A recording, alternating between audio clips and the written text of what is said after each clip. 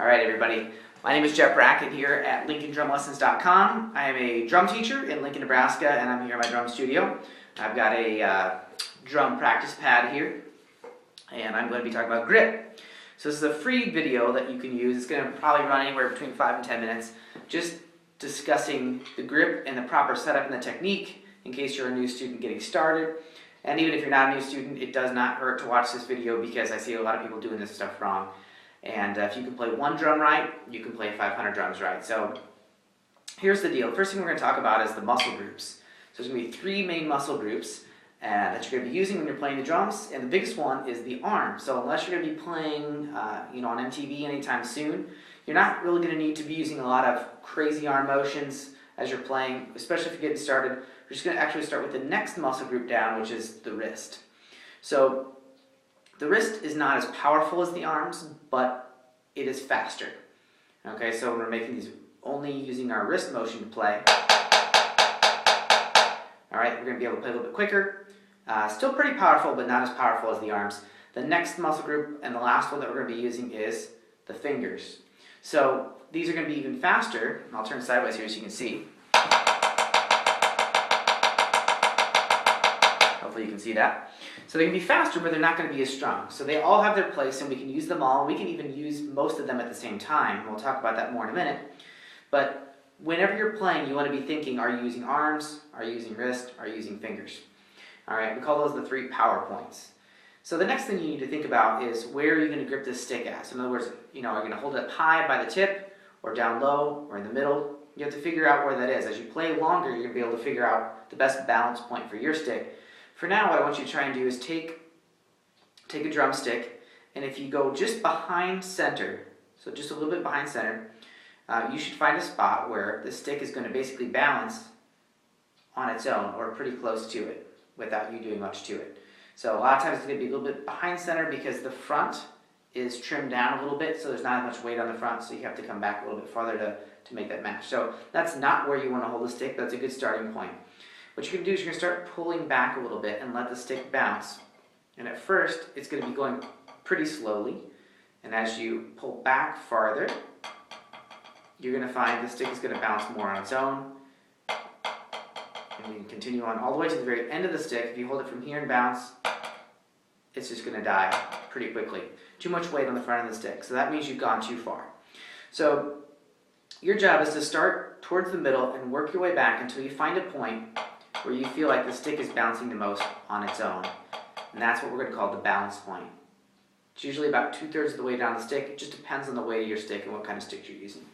So once you find that point, that's where you're going to mark it visually, or some people actually mark it on their stick. But that's where the fulcrum is going to be at. And the fulcrum is the pivoting point, just like a teeter-totter, where that stick is going to pivot. So right from here, and that's going to happen on your stick with your thumb and your first finger. So you're basically, you'll see if you can take a look at this. You're basically having your thumb flat, pointing right down the stick, and then this other finger wrapped around.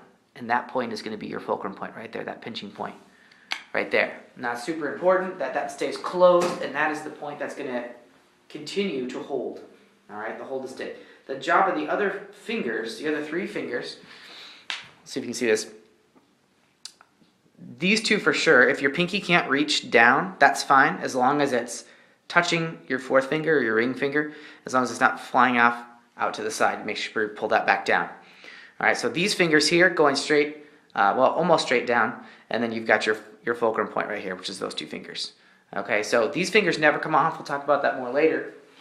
So the idea here is if your fingers are going down and you've got the right balance point, then you should be able to have a point with your stick and have a straight line, as straight as you can between your arms and your wrists and your fingers, and everything will be in line and everything will be straight. That way when you're playing,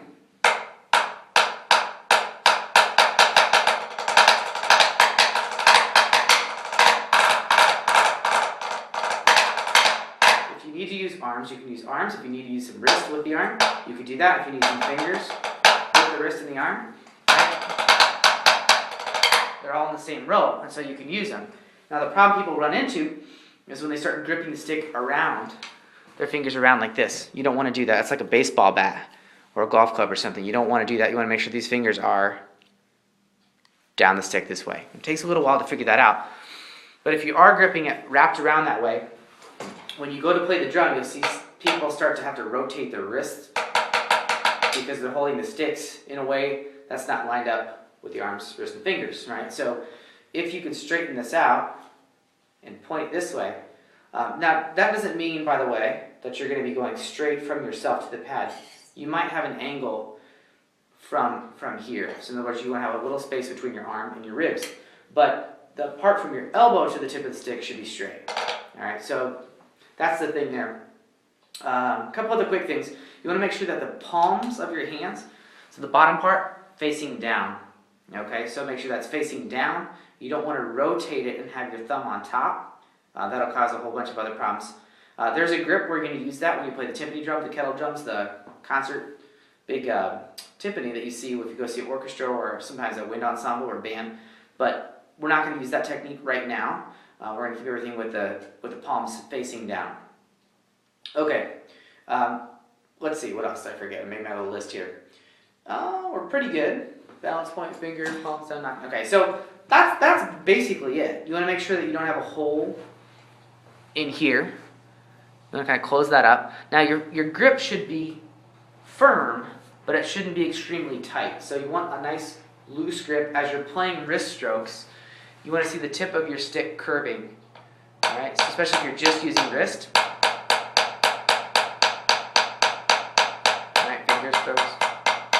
So what you can do to practice this, you can do a really simple exercise where you're going to have 8 on the hand. So you take 8 on the right, 8 on the left, and you're just going to do only wrist strokes for now. So 1, 2, 3, 4, 5, 6, 7, 8. 1,